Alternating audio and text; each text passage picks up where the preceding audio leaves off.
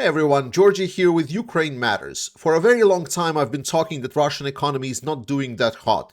However, there have been other sources that have been telling that Russian economy is actually doing quite well and it's quite measurable and they can still sustain their war for years. So today I'm making this video, which is the second video in this sort of a mini series where I'm diving deeper into the data behind my claims and I'm taking you along for the ride so you would understand where my information is coming from. If you haven't watched the first video, once you're done, please watch it again. I'm going to link it in the comments or I'm going to mark it somewhere here. Let's begin today. So the big news that are making the rounds is that Russia has increased their interest rate to 21%, a highest rate since 2003. The 21% is a rate at which essentially private banks are able to loan the money from the Russian central bank. If inflation goes up, then the central bank usually increase the interest rate, making loaning money more expensive, reducing the amount of money in the economy and how much money is used. That is the theory. However, the problem for Russia is that a lot of its inflation is not caused by the natural causes. It is caused by big non-economic drivers such as war. So if we look, for example, into the article, and it says that the current inflation rate in Russia is 8.4%, I'm sorry, but that is a lot of bullshit. Mostly because maybe you can read it in the Western articles, Western media news sources, read it somewhere in the World Bank, but they just take the rate that Russia is stating and just take it for granted. However, when we actually, for example, look at the videos when Russian central bank representatives are talking about Russia having 8.5% inflation rate, then usually it's met with a huge laughter all across the hall where it's being presented, because everyone in Russia understand how big of a joke that is. To put it in a perspective, there is an index that measures fast-moving consumer goods. A fast-moving consumer goods is like food, clothes, something that people use up and so on. Usually it's a bit higher than inflation, but not by super big amounts. And there are independent sites that are actually studying what is the rate of the Russian inflation. And they are stating that just in this year, in the 2024, Russian inflation rose by 23.2%. The food inflation in Russia rose by 23.2%. So Russian food prices are extremely high. And this goes for a lot of things, because the main driver of the Russian inflation is, you guessed it, the war. The production of ammunition, production of weapons, tanks, and so on. So if you have a food inflation that has inflation of 23.2%, and then also you have tanks that are produced at the Russian facilities, and government doesn't really want to pay more for tanks because they have a specific desire to produce as many tanks as possible for the same price, then they said like, okay, the tank inflation is going to be very low. And because the production of this ammunition and weapons and everything has been scaling up so big, it's now taking a significant chunk of the market, and basically it's unsupported money that is just being thrown into the Russian economy, military money that is being spent on these tanks. It doesn't come back to the economy, right? It's not like it's a produced good. It's made something and then it's sent to Ukraine to be destroyed there. And that money just gets into the economy and gets into the market, making sure that there is more money in the market, deflating the price of money, essentially raising the inflation. So coming back to the interest rate, it is 21%. Is it good? Is it bad? Well, the thing is, when Russia started this war, there was a lot of expectations that the sanctions and Russian isolation is going to hurt Russia a lot. And there was a lot of expectations, and a lot of inflation actually is driven by expectations, because a lot of inflation and how prices rise are driven by the way that the market or the people act. So if people expect that the prices will be higher tomorrow, then they are making decisions that the prices will rise tomorrow. And those same decisions that they're making with that estimate usually contribute to raising the inflation rate. That's why it's an actual part of the formula for calculating inflation that there is an estimate for how much people are expecting inflation to rise. So when we're talking about the inflation that's happened to Russia during the start of their full-scale invasion to Ukraine, Russia skyrocketed their interest rate also to 20 something almost, and then they dropped it down. So on the March 18, they set the interest rate to 20%, but then they kind of dropped it in 2023 to 7.5, and that was a big indicator that's like, no, Russian economy is doing quite well. And I was explaining that what is happening is essentially Russia selling off their future and putting all of the problems down the road just to get their current economy stabilized. Well, why I'm stating that this is the king crisis that are coming now? Because now that what was put in that box far away to just stabilize the economy at that moment, everything is now coming back to haunt Russia. Already now, Russian interest rate is 21%. So this is the highest since 2003. You can see it easily on the chart. It's going just like straight up. Moreover, right now, it is expected that in December, it's going to be raised another 2 percentage points to 23%. And it was already raised during this summer to first 16 and then to 19. So drive to increase that interest rate is absolutely there. The high interest rate is basically there to slow down economy.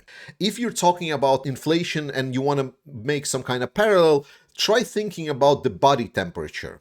So it's okay, it's good to have body temperature that is within the normal borders, but when it's too low or when it's too high, that is not good.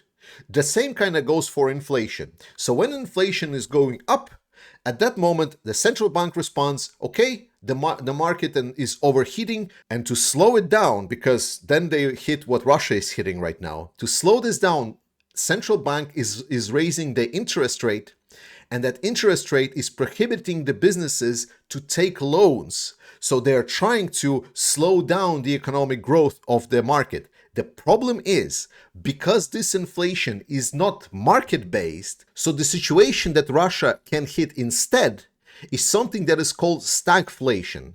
It's when the interest rates are so high that it basically killed any kind of development of your business. Your business just cannot take loans because there is no money, and there is their interest rate to taking a loan to grow your business are just insane.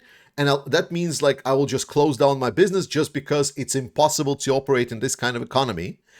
But the inflation for prices, because there is a desire to buy more, the desire to buy more is driven more demand. So there is a rise in prices. The more demand there is for something, the higher the price. Supply demand. That's a basic understanding of the market.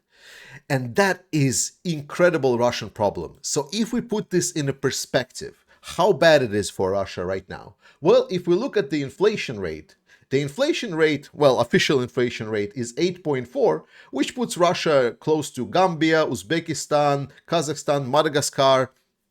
Good. Very, very nice. Oh, I'm going to move my camera just a little bit, just so you can see what I'm talking about. And if we kind of take less official Russian inflation closer to 20%, then we start talking about Ghana, Laos, Burundi, Sierra Leone, closer to Venezuela as well there. That's the scale of inflation that Russia is playing with. Well, what about the interest rate? Is it serious or not? Well, here we can see that Lebanon is 20%, Iran 23%, Sierra Leone 24%, Congo 25%. Again, Russia is still expecting to raise that interest rate. So very, very close to the top. So looking at all of that, there's a big discourse in Russia. First and foremost, Russian central bank, the president of the Russian central bank has been attacking Russian government. They have been attacking specifically the people that are responsible for the military. They have entered like actual verbal conflict, very aggressive verbal conflict, by the way. with the people that are responsible for driving those inflation numbers, and they're attacking the budgetary norms that Russia is enabling by stating if we just continue throwing money into this war, it's just gonna drive our economy mad. We're just going to end up in a situation of stagflation, which is notoriously difficult to deal with, and it's extremely painful to get out of. Like, if a country enters stagflation, that's already an incredible problem. So instead, we have Mr. Chemezov here. Now, if you do not follow what Russian politics are and Russian economies, you might not know who Chemezov is. Imagine Boeing and Lockheed Martin combined, and then there is this oligarch that is in charge to oversee this whole Russian weapons production, their tanks, equipment, all of the strategic developments. That's the guy. So this is basically right now number 2 person in Russia. He's the guy that is responsible for the military sector.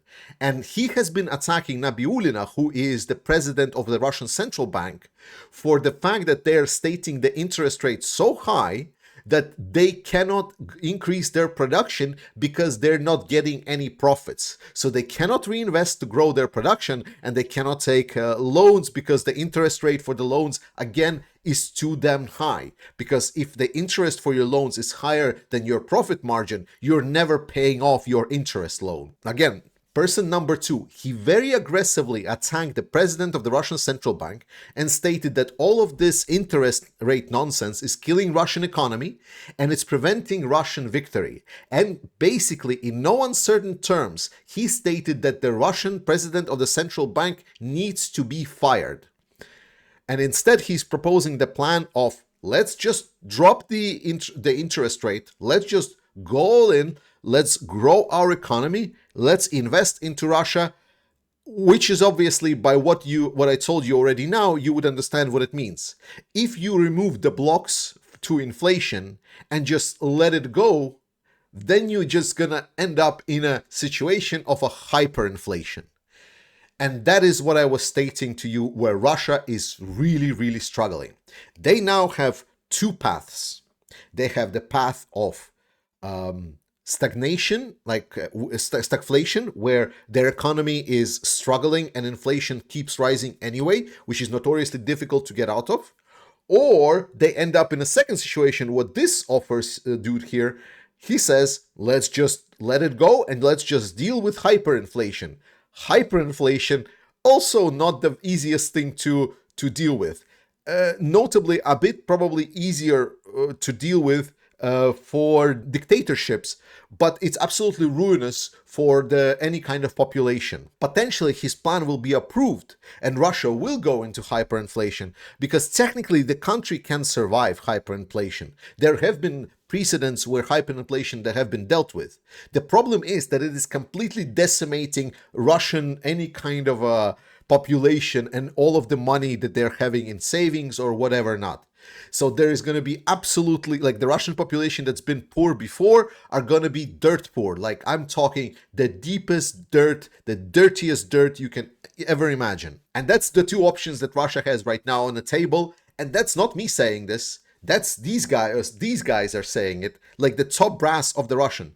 So when I see the forecast that, Russia doing so hot, this is the, I believe, International Monetary Fund, that Russia is doing 3.6% growth of GDP into 2024. In 2025, it's 1.3% growth. Russia's still growing. What is the problem? The problem is everything else. And that's not all. Now, that in itself would be already a problem for Russia, but that is not nearly all, because Russia is struggling also because the way that they're trying to attract more money. Now, Russia cannot get investments because it's really problematic for Russia to get investments. Who wants to invest in a country that has been isolated from the world, that it's now being isolated from everywhere? So they are trying to sell government bonds. Now, government bonds are nothing new. What is new is how well those bonds are doing. Now, I don't need to be an economist, and you don't need to be an economist to understand if the line goes down, probably not good, especially if it's in the red. Probably not good, right? So let me explain something that we should pay attention. So the bonds have yield, so how much money they would return. So not only the people that are investing in Russia are demanding the adjustable rate bonds, so they are demanding that if, for example, Russia will increase interest rate, that the economy of Russia worsens, that they would like to get more money back. So if, for example, you buy a Russian bond for $100, then you get back 100 plus the interest that you would want from that bond, the yield. Right now, Russian short-term bond yield is about 21%. 21%. Now, it's hard to explain, like, because like in economic circles, like usually when you say that number, all the economists like, are you nuts? Like, that is unbelievable. Now, US bond rate, like just to compare, is 4.2%, and it's been quite stable. 21% short term, and 16.43% long term adjustable rate. So these rates are being adjusted. This creates additional problems for the Russian budget, because what Russia is doing here is essentially creating a countrywide pyramid scheme. Because when I stated that Russia is putting the problems away for now just to stabilize before, this is what they were doing.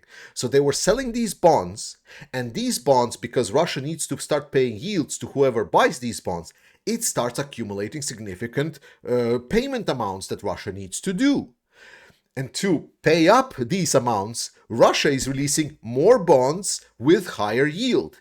Now, if you don't know what a pyramid scheme is, or a Ponzi scheme, that is a Ponzi scheme.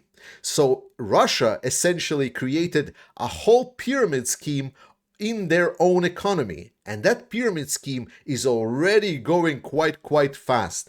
I believe right now it's already taking like over $7 billion dollars or rubles, I don't remember specifically, that it's taking from the Russian budget, which is a lot. It's not gonna stop. So to pay off these bonds, they will need to release more bonds with even higher yield. And at some point, there's going to be a question. Can a country even pay 21% yield bonds? Because this is not just garbage level bonds. This is in private, like short-term, like a day trading markets. I know someone says maybe not as good day trading, but still like comparable. We're continuing because nothing is ending. Metal production in Russia, it's slowing down. They're having issues. Metal production, critical for Russia. It's very important for Russia if they want to produce tanks, ammunition, weapons, to, have metal production. Because if they would not have metal production, then it's going to be problematic. The problem is, a lot of the profit margin and profits for the Russian metal production are driven by the Russian housing market, because Russian housing market has been quite good. And what you might not know is why it was so good. So what happened is Russia introduced subsidy program. Like, these subsidy programs were introduced for Putin to make sure that the population loved him. So he introduced this amazing program at first, where it would be 8% rate. You are taking a mortgage at 8% rate, and whenever there is rate change, it doesn't matter. It's a stable rate. You just pay those 8%, but the country, then the government, are gonna provide the rest on themselves. And that thing became so invasive and so popular that these subsidized purchases of the apartments and housing, they were done by everyone. Like, majority, over 90% of housing that was sold in Russia were subsidized. And that has driven the growth to skyrockets. And now you can see the problem. So if a housing market is dependent on a specific subsidy program, what would happen if that program suddenly stopped? And you already know where I'm going, right? They set the rate at 6%, which is, wow, great deal. Just 6%, amazing. The problem is that they changed not just the rate, and they sold it really good, like, oh my God, it's not 8% now, it's 6% that we're covering. They also stated additional requirements, that it should be only for families with children, and they need to be specific age, and so on. So this has driven the refusal rate for the program to go up to 72%. So if before was 100% loans that were approved and subsidies approved for the program, now we're talking it was to 72% and a later stage even to 86% of the subsidies refused. That collapsed the whole Russian market. Right now, there are reports that some of the biggest Russian market developers, the developers that are building housing in Russia, they're having housing that they cannot fill. They have problems with actually getting people into the housing because they're not getting the loans. If you remember, there was a similar scenario at Evergrande in China. And that really tanked Chinese economy, that China still cannot recover from this. And now seemingly the same scenario is also happening in Russia at the same time when everything else is also happening. Moreover, we're not stopping yet. There is issue with Russian oil. Like if there is one thing that Russia needs things to go well is with oil. And there are countries that are buying less Russian oil. So there is more pressure for Russia to sell at the higher price. If there is less sales, you need to make sure that these sales are expensive. There's two major issues. First thing, there's a lot of, well, it's like actually many things. So the first thing, Russia must sell their oil with a major discount because like no one really wants to buy Russian oil. So if they want to buy Russian oil, they are demanding a lot of discounts. A lot of times, right now is being additionally reported, that once Russia export that oil, the companies just don't pay. They say, we cannot get a bank to pay you.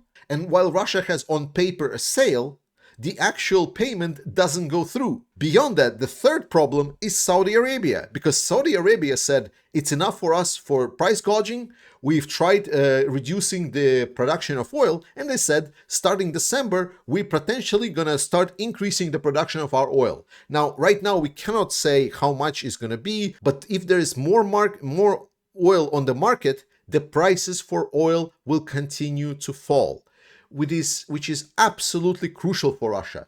Anything below $70 a barrel is critical for Russia. Just recently, it's been reporting that the Arctic LNG 2 terminal, which Russia built for 10 years, it was supposed to be the biggest liquefied natural gas project that Russia built. It was amazing. Completely shut down, not working. Gone. 10 years of work, $25 billion investment, gone. Done. It's already happened. It is happening right now. And here you're saying, it's like, well, Russia is part of this club, like in European Union or NATO or whatever. They have BRICS. BRICS is going to come to save Russia. They just had the summit. Well, firstly, that summit was a load of nothing, and no one really agreed with Russia that they should do anything. They only called for Russia to be good and like support the United Nations law or whatever. It doesn't matter. The point is, no one is standing behind Russia. And it feels for me that a lot of people kind of miss this, that there is this bank of BRICS, which is like supposedly like a parallel to the World Bank, or International Monetary Fund, where countries in BRICS could loan money if they had troubles in their economy. That bank, by the way, in 2003 and up to today, still is not providing loans and investments into Russia. If you want to know one piece of information about how well BRICS is doing, this is it. To summarize, every single problem that I mentioned today on its own is already a big challenge. 2025 is when the facade of Russia is starting to crumble, when their pushback of the economic problems, of the sanctions, of everything is finally hitting an actual factual wall. They are having massive issues. And because they didn't solve those issues and didn't start solving those issues 2 years ago, it's going to hit them like a rock. Moreover, instead of slowing down with the things that have caused these issues, they are going additionally in. They're throwing more money for the weapons and ammunition production and into the furnaces of war. The problem for Putin is that he's trying to play the Age of Empires type of a game, but it's not the Age of Empires. We're living in the 21st century. The economies are different. It is not possible anymore to invade a country, loot the gold from that country, pillage the land, and then come out with some kind of profit. Now, if you go to war, you lose. You lose a lot of money. And if this, what we heard today, anything to go by, if it's not stopped, if Russia will not stop war tomorrow and will continue on throughout 2025, it's absolutely kneecapping not only the future that is already devastated, we already saw that. To resolve any of these issues, it's going to take half a decade at least. But it might just hit the hardest of walls, period. And North Korea, China, no matter the allies, it can just, like that, end Russia. But for now, let's continue working on supporting the Ukrainian armed forces. This is the best way forward. We're talking about money, so today we're going to be talking about, if you have some disposable income, please consider supporting the Ukrainian armed forces. It's the best thing we can do right now. We already are a third way there. Participate, get yourself a patch. I love you. Slava Ukraini, and I see you next time. I see you